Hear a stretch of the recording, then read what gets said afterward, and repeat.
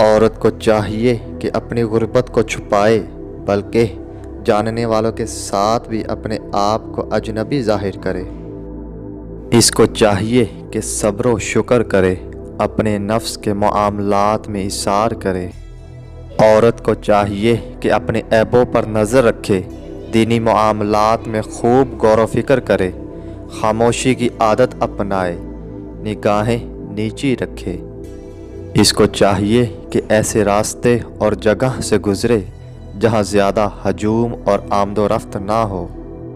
शौहर की गैर मौजूदगी में इसकी इज़्ज़त की हिफाजत करे। जब इसका शौहर इसकी तरफ देखे तो इसे खुश करे। इसको चाहिए कि बिला ज़रूरत पड़ोसियों के पास आया जाया ना करे। इतनी आवाज़ में गुफ्तगू करे कि इसकी आवाज़ चार दीवारी से बाहर ना जाए। औरत को चाहिए कि हमेशा अपने घर की चार दीवारी में रहे।